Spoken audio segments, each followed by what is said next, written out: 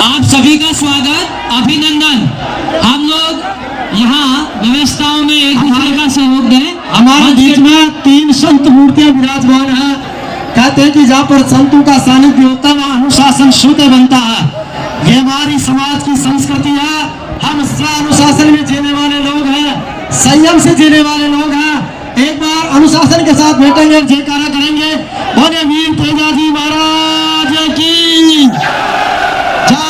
एकता सभी से निवेदन है, प्लीज हमारे बीच पधारे हैं स्पीकर के माननीय सांसद स्वामी सुमेधानंद सरस्वती जी। बहुत बहुत अभिनंदन। वो एक संत भी है, जनप्रतिनिधि भी है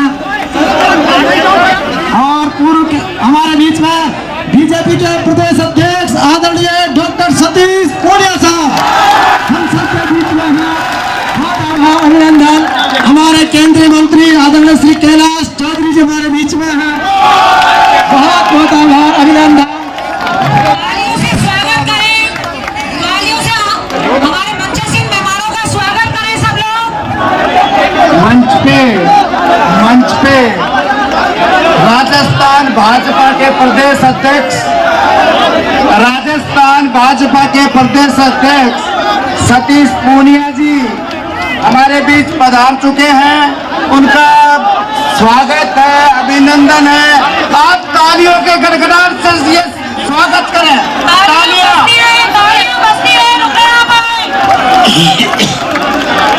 हमारे बीच में CR चौधरी जी पूर्व मंत्री भारत सरकार पधार चुके हैं।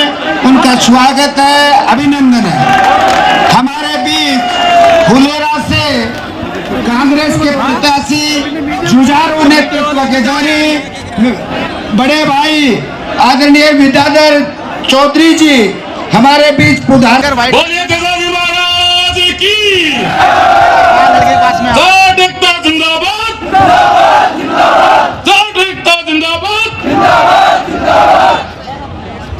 हिंदुस्तान जैसे बड़े राज्य का धरती का सिना चीर के अन्न पैदा करने वाली जाट कौम के विशाल इस महाकुंभ में हमारे संरक्षक आदरणीय राजा राम जी मील साहब, चौधरी राकेश टिकैत जी जो हिंदुस्तान के किसानों की शान है, हमारे बड़े भाई हमारे आदर्श संरक्षक जाट महासभा विजय पूनिया जी एवं समस्त सम्मानित मंच जाट कौम के सरदारों, आज से 25 साल पहले राजा राम जी के नेतृत्व में आरक्षण मामले को लेकर के हमारा सम्मेलन हुआ।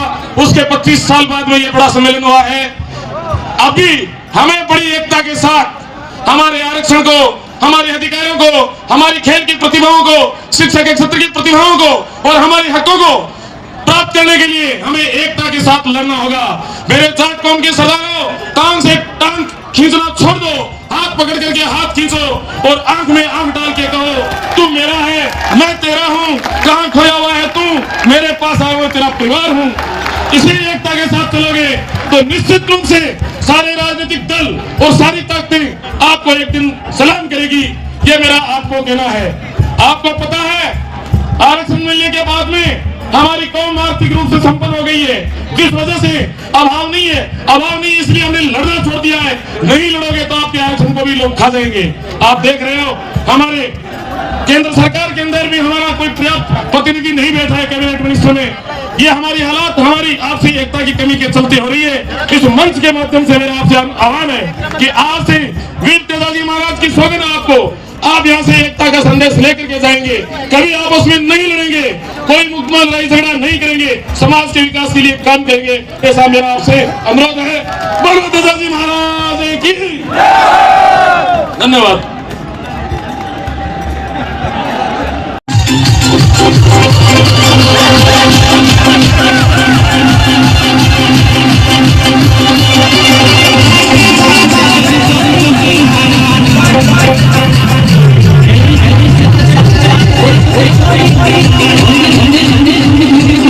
हम अब महिला शिक्षा में आगे हैं, हम समाज के हर क्षेत्र में आगे हैं। पर अब हमारे बीच में कुछ जो समाज आगे बढ़ जाता है, जो आराम तलब हो जाता है, उसमें कुछ कुरीतियां आ जाती हैं। तो मेरा समाज के बंधुओं से ये निवेदन है कि हमको उन कुरीतियों से दूर रहना है। मेरे से पहले जैसे रणवीर जी गर्व के साथ कह रहे थे कि हम जेलों में भी 80% है, हम क्यों जाएं जेल में 80%?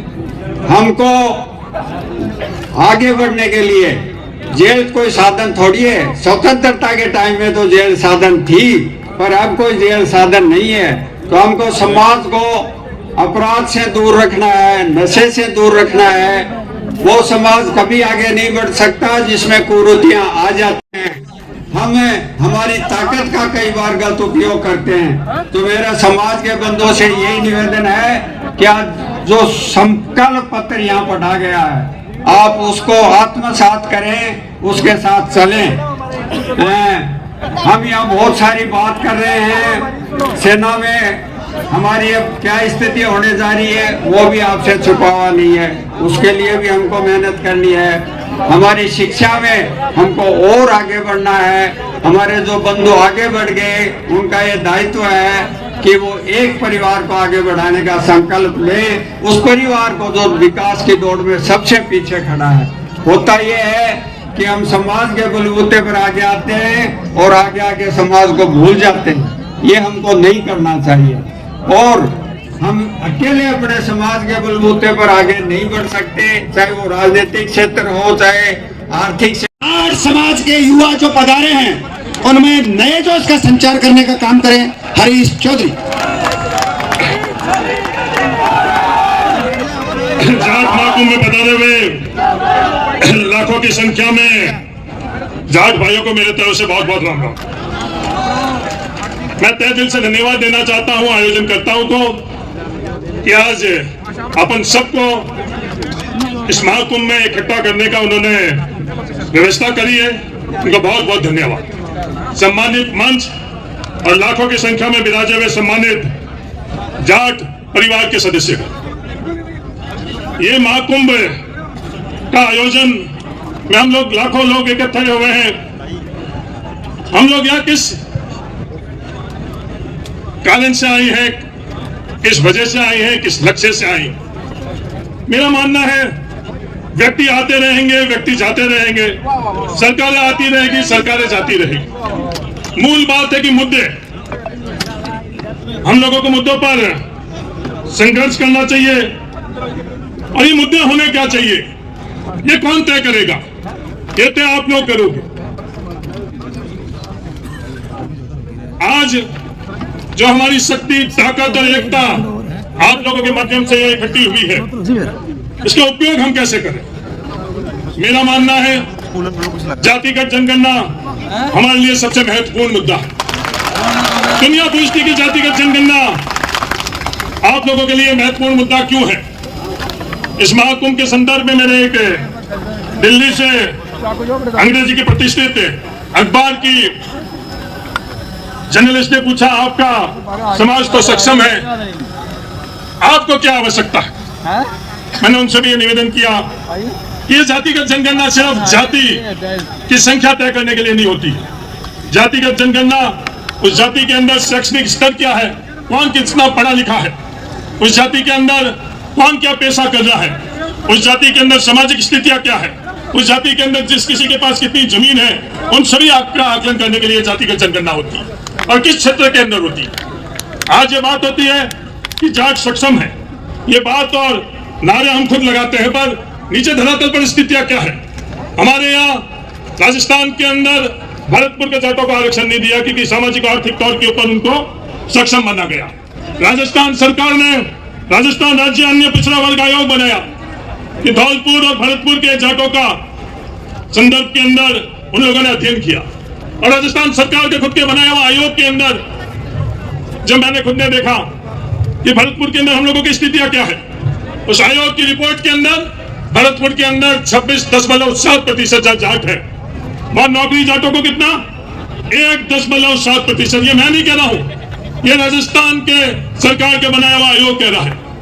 ये एक और भ्रांति है कि हम लोगों के पास जमीन ज्यादा है। उस आयोग के अंदर जो पूरे राजस्थान के अंदर औसतन जमीन 3 हेक्टेयर है और भरतपुर के जाटों के पास औसतन जमीन सिर्फ 1 हेक्टेयर है, ये हकीकत है धरातल के अंदर। ये हम लोगों को तय करना पड़ेगा कि इस जातिगत जनगणना से हम लोग कि हमारे मूल धरातल में क्या स्थिति है। ये पूर्ण अधिकार तो अलग बात है, जो अधिकार हम लोगों को केंद्र सरकार की तरफ से आरक्षण, ओबीसी का आरक्षण का फैसला हुआ, 27% आरक्षण का फैसला हुआ, उस वक्त सुप्रीम कोर्ट की तरफ से 50% से अधिक आरक्षण नहीं हो सकता। इस फैसले के कारण 27% की जगह हम लोगों को 21% आरक्षण मिला। जब ईडब्ल्यूएस के आरक्षण का फैसला हुआ, सुप्रीम कोर्ट ने वो पाबंदी हटा दी, वो कैप हटा दिया। तो जैसे ही वो पाबंदी हटाई, सोते ही जो हम लोगों के लिए फैसला किया हुआ 27%, वो अपने आप 27% हो जाना चाहिए या नहीं हो जाना चाहिए, हम लोगों को मांग करने की जरूरत है। अधिकार हम लोगों का है या नहीं है, ये मुद्दा है, ये सवाल है। एक ये बहुत बड़ी गलतफहमी हम सब लोगों में भी है कि हमें ओबीसी को आरक्षण है, ये गलतफहमी आप लोग निकाल दो। ओबीसी वर्ग को सरकारी नौकरी और शैक्षणिक संस्थाओं के अंदर आरक्षण नहीं है। ओबीसी वर्ग के अंदर 8 लाख रुपए से कम आय वालों को ही सरकारी नौकरी और शैक्षणिक संस्थाओं के अंदर आरक्षण है। तो ये जो बात होती है कि ओबीसी का आरक्षण है, ओबीसी का आरक्षण नहीं है। हम लोग आर्थिक तौर के ऊपर ओबीसी के अंदर पिछड़े हुए लोग हैं, उन लोगों का आरक्षण हमारी व्यवस्थाओं के अंदर है। और सिर्फ ये ओबीसी के अंदर नहीं है, सिर्फ ओबीसी में नहीं है, हर जाति के अंदर 8 लाख से कम आमदनी के लोगों का आरक्षण है। इसलिए हम लोगों को कुछ अतिरिक्त आरक्षण के माध्यम से हक और अधिकार नहीं मिल रहा है। इस आरक्षण के अंदर विसंगतियां भी है। कहने में तो हम लोगों को 21% आरक्षण कागजों में मिल रहा है, पर हकीकत के अंदर 21% मिल रहा है या नहीं मिल रहा है, ये सवाल का उत्तर है कि नौकरी के अंदर कहीं तो हमें सुन दिया पद मिल रहे हैं, कहीं 1% मिल रहा है, कहीं 2% मिल रहा है। ये आरक्षण की विसंगतियों के कारण जो हक और अधिकार 21% का है, वो भी हम लोगों को नहीं मिल रहा है। यही हम लोगों के लिए प्रमुख मुद्दा है या नहीं मुद्दा है? पर यह मुद्दा जो विसंगतियों का था, उसमें मेरे पास कई बच्चे आए, छात्र आए, मेरे पास जो राजनीतिक पंडित है, सलाहकार है, उन लोगों ने यह भी सलाह कर दी कि आप ज्यादा इस मुद्दे पर काम नहीं करो। जो 24 घंटे राजनीति करते हैं, उन्होंने मजबूत से मजबूत लोगों को सल्टा दिया, आपका भी नंबर आएगा। पर मेरे पास 2 चीज थी, क्या नौजवानों का वाजिब हक है, इनके लिए हम लोगों के लिए संघर्ष करना चाहिए, यह सल्टाने वाली राजनीति से डर कर चुप रहना चाहिए। ये विसंगति है आपकी, आप सब लोग। मैं धन्यवाद देना चाहता हूँ राजा राम मील जैसे, जो हमारे बुजुर्ग इस उम्र के अंदर भी तपती धूप के अंदर हम लोगों का साथ दिया, और तमाम लोगों को मैं धन्यवाद देना चाहता हूँ। पर मेरे समाज को भी उल्टा है, इन मुद्दे के अंदर जब हम लोगों के खुद की ताकत बढ़ती है, उसके अंदर जो भागीदारी आप लोगों की होनी चाहिए, वो भागीदारी आपकी नहीं रही। ये उल्टा मेरे आप सब लोगों को है। अब इस विसंगति हटने के बाद ये जीत इन नौजवान छात्रों की रह गई। इस विसंगति हटने के बाद क्या शॉर्ट पोस्ट होनी चाहिए, क्या प्रक्रियाधीन भर्ती हो रही है, उसके अंदर यह होना चाहिए, ये मुद्दा और ये सवाल है। आज राजस्थान के अंदर जो विभागों के अंदर रोस्टर नहीं बना हुआ है, ये रोस्टर होता क्या, ये किस चिड़िया की बात है? रोस्टर नहीं होने के कारण किसको नुकसान होता है? रोस्टर नहीं होने के कारण हम लोगों को नुकसान होता है, क्योंकि कोई भी जनरल कैटेगरी नहीं है। मैं समाज को कहना चाहता हूं, जो श्रेणी जनरल कैटेगरी आप लोग कहते हो, वो अनरिजर्व कैटेगरी है। उस अनरिजर्व कैटेगरी के अंदर हर कोई पात्रधारक होता है, और रोस्टर नहीं होने के कारण हम लोगों के साथ अन्याय हो रहा है कि रोस्टर होना चाहिए, नहीं होना चाहिए। आज 40 सेंट्रल विश्वविद्यालय है, 40 सेंट्रल विश्वविद्यालय के अंदर एक भी प्रोफेसर ओबीसी वर्ग का नहीं है। यह आईना हम लोगों को दिखाता है। क्या यह व्यवस्था बदलनी चाहिए या नहीं बदलनी चाहिए? आज नेशनल सर्वे, स्टैटिस्टिकल सर्वे जो आंकड़े देते हैं, 27 रुपए हमारी किसानों की प्रतिदिन की आमदनी है, और कुछ लोग इस देश के अंदर 1000 रुपए प्रतिदिन की आमदनी रखते हैं। क्या यह सूरत बदलनी चाहिए या नहीं बदलनी चाहिए? आज मेरा आप सब लोगों से यह निवेदन है, जहां जहां आप लोग बैठे हो, जिस क्षेत्र में आप लोग बैठे हो, अपनों की मदद करो। यह हरीश चौधरी किस लिए बना? क्यों? अपनों ने अपनों की मदद करी है, इसलिए हरीश चौधरी है। मैं 89 के अंदर विश्वविद्यालय के अंदर अध्यक्ष बना, 2009 तक मैं कार्यकर्ता के तौर पर घूमता रहा। जब हिमाराम चौधरी के पास अधिकार मिला टिकट वितरण का, उस दिन जिस परिवार के अंदर कोई वार्ड पंच नहीं था, उस परिवार के अंदर हिमाराम चौधरी जी ने एमपी के टिकट का फैसला करवाया। क्या आप लोगों को जब अवसर मिलता है, मौका मिलता है, उस कलम की ताकत अपनों के लिए इस्तेमाल करते हो या उस कलम की ताकत और अवसर को अपने और अपने परिवार तक सीमित रखते हो? ये सवाल आपके सामने है। अगर आप अपने उस कलम की ताकत अपनों के लिए इस्तेमाल करोगे तो आने वाला दिन अपने लिए अच्छा रहेगा। ये जो हम लोगों की संख्या है, ये हम लोगों की ताकत है। तो हमारे विरोधी, हमारे विपक्ष के लोग ऐसे तो हम लोगों से मुकाबला नहीं कर सकते। वो मुकाबला कैसे करते हैं? वो मुकाबला हम लोगों को बांट कर करते हैं। अफगानिस्तान के जो कबीले हैं, वो अफगानिस्तान के कबीले भाड़े के ऊपर लड़ते हैं। उन्हें यही पता नहीं चलता कि सुबह किसके लिए लड़े और शाम को किसके लिए लड़े। तो ये जो हम लोगों को आगे नहीं बढ़ने देते हैं, हम में से किसी को भाड़े के ऊपर करते हैं, उनको ये पता नहीं चलता है। कभी तो किसी से लड़ते हैं, कभी किसी से लड़ते हैं। ये भाड़े पर लड़ने वालों को आपको पहचानना पड़ेगा। एकजुट होकर हम लोग आगे कैसे बढ़े, किन मुद्दे पर हम लोग बढ़े। अंत में मैं एक और बात करना चाहता हूं। हम लोगों को यहाँ तक पहुंचाने के लिए सबसे मूल जो फैसला था 1954 के अंदर खातेदारी का अधिकार। इस खातेदारी के अधिकार के माध्यम से हम लोग जो मजदूर थे वो मजदूर किसान में बने।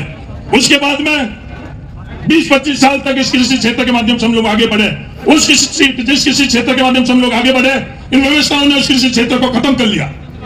फिर हम लोग आगे बढ़ने का जो माध्यम नौकरी थी, जो सरकारी नौकरी थी, मैं समाज को कहना चाहता हूं सरकारी नौकरी कितनी है। जनसंख्या के अनुपात के अंदर राजस्थान में 1% सरकारी नौकरी है।